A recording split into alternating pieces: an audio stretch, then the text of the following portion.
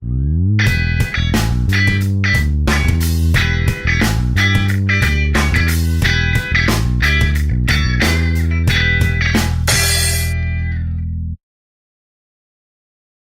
que eu quis transmitir para vocês, não de substância, não de matéria, gráfico, teoria, artigo. O que eu acho que o objetivo mais importante, do meu ponto de vista, era introduzir vocês ao debate sobre teoria monetária,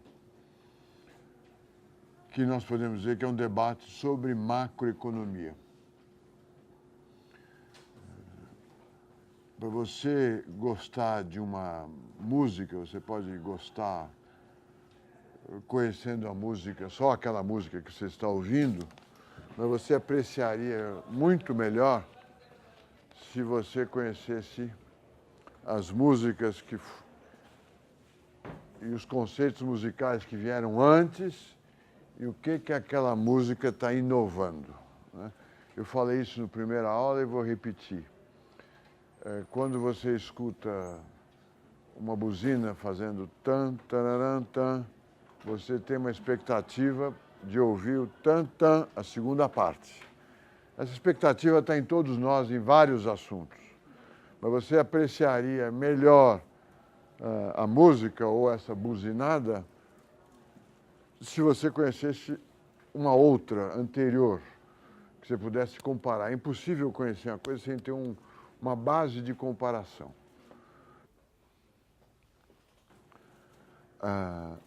O curso teve esse objetivo, apresentar para vocês o longo e infindável debate sobre macroeconomia. Longo em termos, porque nós estamos falando de 200 anos de capitalismo preocupado com inflação e desemprego. E o debate é mais vivo ou mais importante só no século XX. Então, é um debate longo, mas limitado pela história do capitalismo, que é a história de 300 anos, 400 anos. A ideia do curso foi apresentá-los a esse debate, sempre contrapondo o pensamento clássico ao pensamento não clássico, cuja dificuldade, ou cuja diferença mais importante, eu salientei aqui, é a diferença sobre a concepção da moeda. É a moeda um expediente, um meio de pagamento apenas, ou é a moeda um ativo financeiro relevante que concorre com os investimentos produtivos ou investimentos em bens reais? Essa é a primeira, uma das mais importantes diferenças entre os dois pensamentos. No pensamento clássico, monetarista e novo clássico, a moeda é irrelevante porque ela é apenas meio de pagamento. É a quantidade desses meios de pagamento que fixa o seu preço.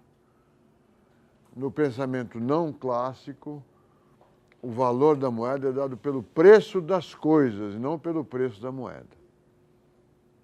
Então, é a estabilidade dos preços que garante uma saúde ou uma estabilidade do valor da moeda. Essa é a divergência. No pensamento clássico, como a moeda é um treco, uma coisa, em inglês um gadget, um expediente, um passe escolar, ela é irrelevante, ela é neutra. É o pensamento do regime de metas de inflação. Ela não afeta os preços relativos, a não ser num prazo muito curto. E não afeta a demanda agregada. No pensamento não clássico, a moeda é a instituição mais importante da economia. É o representante geral do valor. Ela é o investimento que concorre, é o ativo financeiro que concorre com os investimentos reais. E, por causa disso, gera oscilações na demanda agregada e na oferta, pela variação de preços nominais. Então, o que nós podemos chamar de monetaristas e clássicos acham que a moeda é irrelevante. Entretanto, eles são os melhores e os maiores estudiosos da moeda. Os que acham que as moedas é relevante não são chamados de monetaristas. São chamados de keynesianos, neo-keynesianos, novos keynesianos, dinossauros, heterodoxos e assim por diante. Eu espero não ter dado a impressão de defender, não deveria ter feito isso, uma alternativa à outra. O objetivo do curso é introduzir vocês num debate infindável. Curto, mas infindável. Como em tantas outras áreas de conhecimento humano. É assim em literatura, realistas, românticos, clássicos, simbolistas. Há sempre uma bipolaridade que muda no tempo, mas está sempre presente em toda a discussão. E em filosofia também. O debate só não é circular porque o mundo vai mudando e é um debate que eu diria que é em espiral. Você passa pelos mesmos lugares, mas em alturas diferentes. Nós poderíamos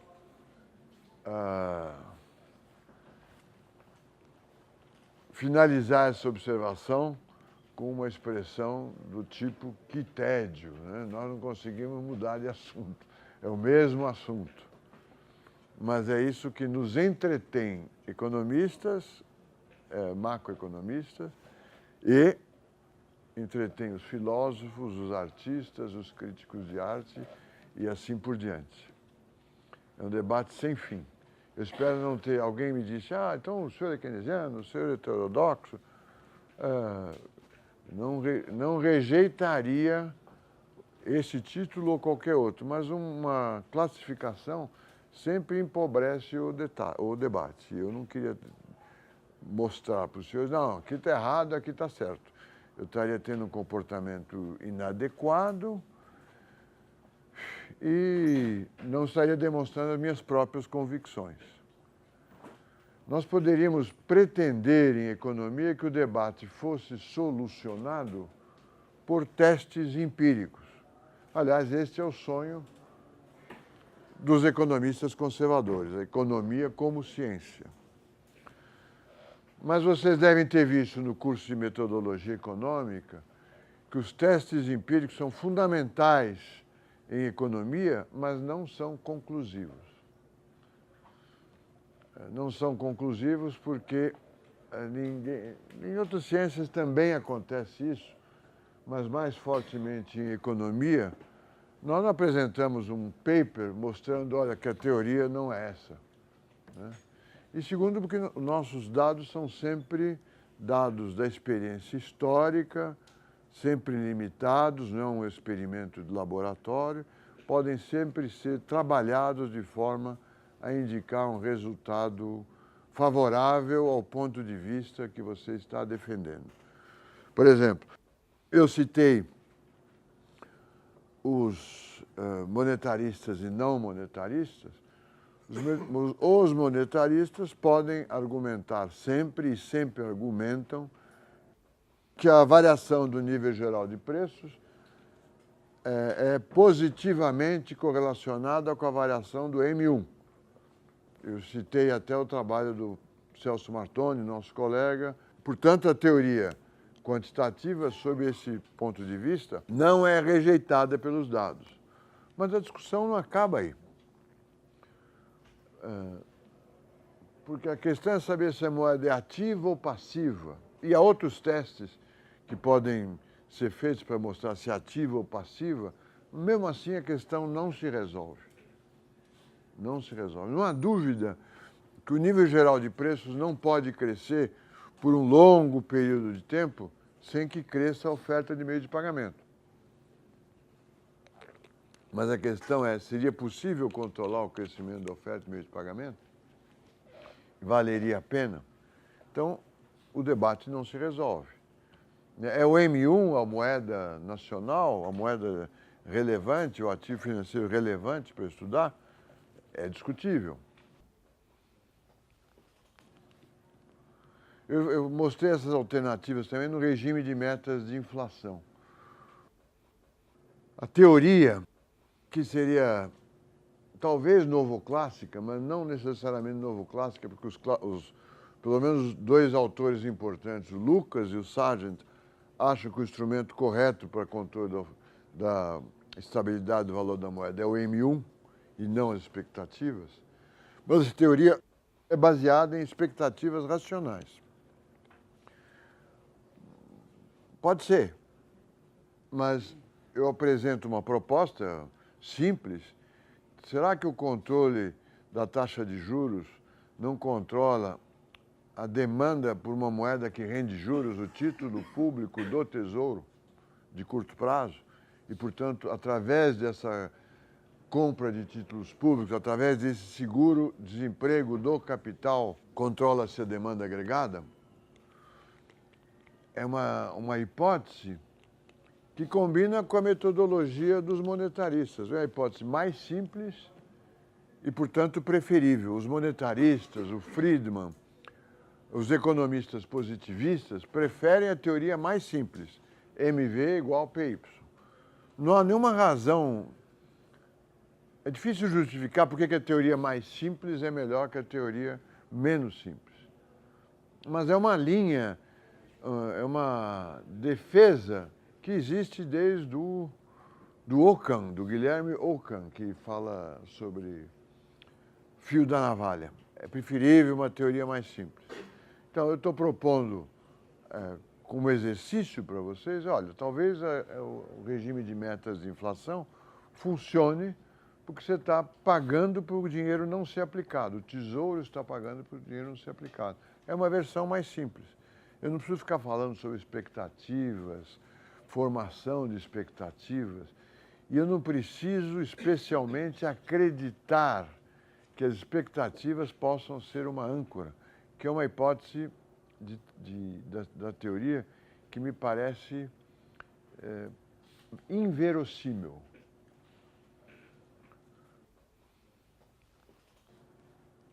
Esse exemplo que eu estou dando é um exemplo de um debate infindável. Nunca nós vamos convencer um grupo que o outro está certo. Porque as escolhas também são feitas a partir de visões de mundo diferentes, de paradigmas diferentes. Eu comecei o curso dizendo que a ciência econômica não é uma ciência madura na definição do Kuhn-Tucker. Do Kuhn, perdão. Kuhn-Tucker é um teorema. Do Thomas Kuhn. Ela não é uma ciência madura porque ela convive com dois paradigmas, duas visões da teoria. Um paradigma é apologético da economia capitalista, da economia de mercado. E outro é crítico. Acha que funciona mal, que vai acabar, no caso do Marx, que aumenta a desigualdade na distribuição de renda, que gera desemprego e é crítico. Esses paradigmas não são negociáveis. Tá certo? Não pode dizer, ó, esse é o paradigma verdadeiro. Não existe essa conclusão. Então, essa discussão decorre de dois paradigmas diferentes. E, portanto, ela é infindável. E como a teoria, a economia não consegue ter testes empíricos com a robustez das ciências exatas, a discussão se utiliza e deve se utilizar de informações estatísticas, mas a realidade não consegue ser o teste empírico não consegue ser a última instância que vai afirmar, olha, este é o caminho, esta é a teoria certa, esta é a teoria errada. Mais ainda, mais grave do que isso, nós não estamos falando sobre um mundo objetivo e dado. Nós não estamos falando sobre alguma coisa que é independente do observador, que não é manipulada pelo sujeito. Não estamos falando de um objeto inerte. Não estamos falando da natureza, por exemplo, de fenômenos físicos, de fenômenos químicos. de fenômenos biológicos, nós estamos falando sobre a nossa forma de organizar o mundo. Portanto, a teoria, ela não é só descritiva, é assim que funciona, mas ela é sempre propositiva. É assim que eu acho que deveria funcionar. E esse objeto que nós estamos estudando, ele vai se modificando pelas próprias forças da história e pela observação, pela análise dos economistas e dos políticos. Então, a moeda da teoria quantitativa da moeda, o ouro não é a moeda do século XXI, que provavelmente será alguma coisa diferente do que nós falamos hoje daqui a 30 ou 40 anos, com a aceleração dos sistemas eletrônicos de pagamento, aceleração ainda maior. Então eu não posso testar, além de o teste empírico não ser um juiz de última instância, eu estou falando de mundos diferentes, mundos que vão se modificando. Historicamente, quer dizer, por razões alheias ao pensamento econômico e também pelas propostas dos economistas. Quer dizer, quando autoridades monetárias e economistas defendem o padrão ouro em 1918, eles estão afetando o mundo que eles querem observar.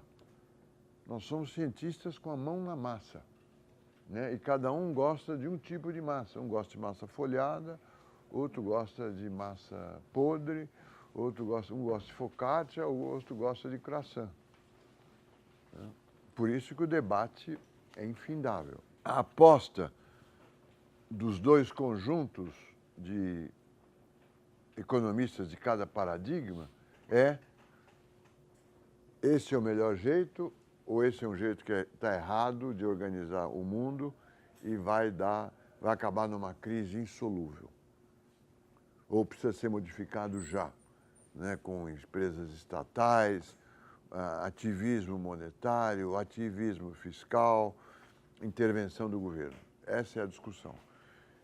Que eu não precisaria mencionar aqui. Se vocês lerem os jornais brasileiros, mas do mundo inteiro em geral, tirando alguns da França, são conservadores, vão ver lá sempre críticas ao ativismo econômico.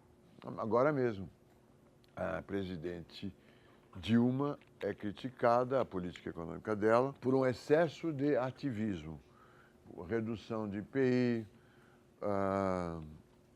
IOF na entrada, na movimentação de capital entre o país e o resto do mundo,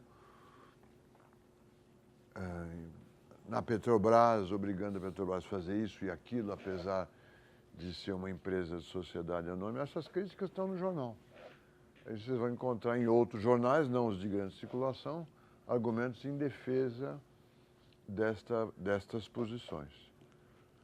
Eu sempre presto atenção à seguinte característica.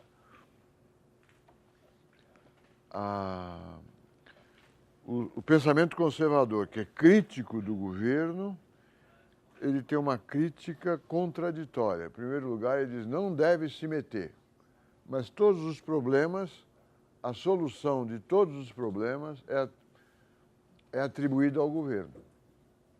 Quer dizer, é um discurso contraditório. Onde você pode encontrar esse discurso? Ouvindo rádio de manhã. Ouça Bandeirantes, veja uma reportagem barata, populista, vamos dizer assim, fácil, é você passar por uma rua com buraco e dizer: a prefeitura que não tapa o buraco. Ao mesmo tempo que você não quer que o governo intervenha, você reúne todas as críticas nesta organização da sociedade, o governo, que passa a ser o bode expiatório. E nós, economistas, também assumimos esse papel. O Friedman, quando analisa a crise de 30, ele fala: foi ativismo da Federal Reserve, ativismo na direção errada. Um economista conservador, é fácil distingui-lo, porque ele usa sempre duas expressões. Hoje nós sabemos que, ele considera o paradigma que ele defende como paradigma único. Então, ele fala como se fosse um físico. Esse é um caso, é um sinal, ou é um discurso que você pode atribuir aos conservadores. A outra parte do discurso é tal medida ou tal decisão foi um grande equívoco. Existe um procedimento correto, dado pelos cânones clássicos, e quando há um problema, trata-se de um equívoco. Está errado. Foi uma decisão equivocada. Aí você já sabe localizar o economista. Não que isso seja um exercício que vale a pena, eu estou chamando a atenção para o discurso dos conservadores. O discurso dos não conservadores também pode ser distinguível. Apresentam sempre uma possibilidade de uma crise muito forte, de um desastre pela frente, então, apresentam sempre a crueldade do desemprego, que mais se reconheceria? Tem uma linguagem menos rigorosa do que a linguagem, um jargão, usam menos o jargão nosso, dos economistas. Mas eu estou falando de discurso não por acaso. Há muitos economistas que defendem que a ciência econômica é uma ciência baseada em retórica, a arte da persuasão, né, num discurso. Trabalhamos, ambos os grupos, como advogados, uns tentando convencer, uns e outros tentando convencer governo e opinião pública qual o melhor caminho a ser adotado. Há várias teses sobre Keynes como o livro do Keynes como um livro de retórica. Aliás, eu acho que ele foi um mau retórico, ele não convenceu ninguém. Como nós estudamos na crise de 30, as medidas que lá foram adotadas não foram por inspiração do Keynes, foram pela força da realidade. O Keynes foi o teórico daquela realidade, mas não foi ele que... eu estou sendo injusto, ele foi muito influente nos acordos internacionais, no acordo de Bretton Woods, mas na política antirrecessiva dos Estados Unidos e do Brasil, assim, a presença do seu pensamento ou da sua pessoa não era forte. Né? Não diminui em nada o papel do pensamento keynesiano na evolução do debate entre conservadores e não conservadores. Defensores da economia capitalista e não defensores da economia capitalista. A ideia do curso era apresentar para vocês esse debate. E eu estou falando a palavra discurso, porque para chamar a atenção que é um debate entre advogados. Certo? Quando o advogado defende, o advogado deve ter sido treinado para saber que existem sempre dois lados do mesmo assunto. E a sua função, em nome dos direitos, da liberdade, da defesa dos direitos individuais, é encontrar sempre o outro lado. Matou 8 pessoas devagarzinho durante 6 meses, ele tem direito a um advogado que o defenda perante o tribunal. Tá certo? Só que, no caso do direito, as regras são essas e existe um processo, um direito processual para saber como que o juiz, como é que essa discussão se dá e como é que o juiz deve decidir. Tá certo? Porque é construída como um debate retórico. Entre nós, não. Nós não reconhecemos que esse debate pode, muitas vezes, ser um debate puramente retórico. Saímos contrariando uns aos outros e não há juiz nem direito processual. Tá certo? O teste final é a opinião pública. Venceu ou não venceu a discussão. E é uma disputa de poder. Né? Vence o Banco Central ou vence o Tesouro Nacional. Vence os indignados da Espanha ou vence o sistema financeiro. Então, o objetivo do curso foi introduzi-los neste debate. Eu gostaria de ter transmitido a vocês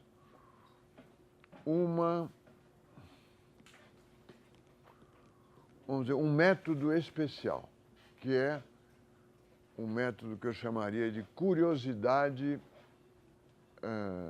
corajosa, é um nome infeliz, de curiosidade permanente.